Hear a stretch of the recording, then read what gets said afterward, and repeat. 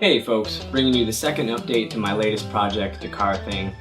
Last week was a lot of cleaning the car out, gutting it, to kind of make a plan of how the build was going to go.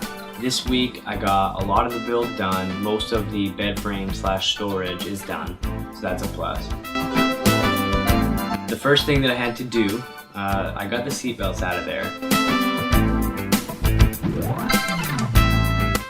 Luckily, the middle seat belt has this attachment on it where you push this button, slides right out and stows away in the ceiling real nice.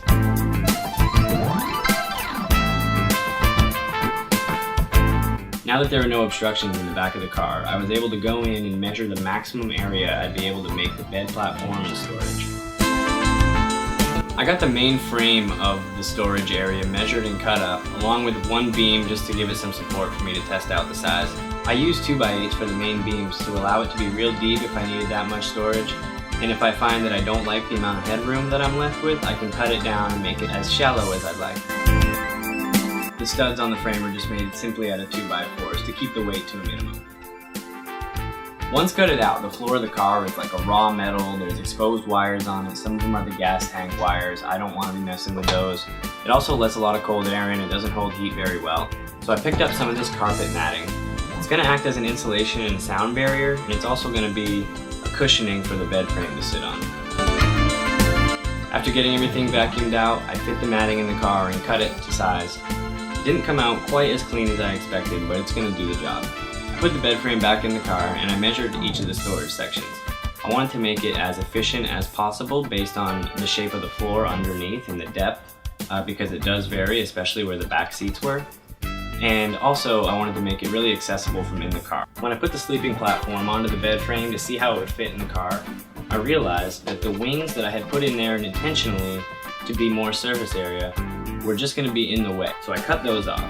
After that, I cut all the studs and the legs, and I installed them based on the measurements that I had taken beforehand to find out the most efficient place and efficient size for my storage sections to be. Once I installed the studs into the bed frame, I put the sleeping platform back onto it. From here, I measured and cut the compartment doors to fit perfectly over each storage compartment that I had pre-measured before.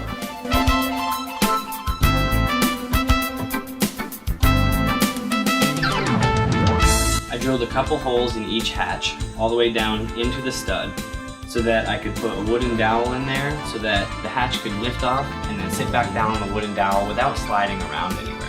After searching for the wooden dowels that went flying from the chop saw, I got them in place and things worked out pretty well.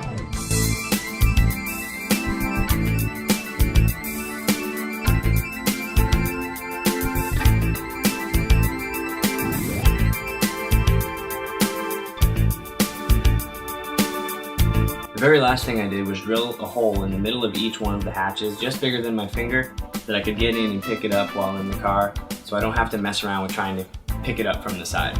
This week I'm going to finish the entire build, leaving in about a week, so things are about to get real interesting, and the finished product is going to look incredible.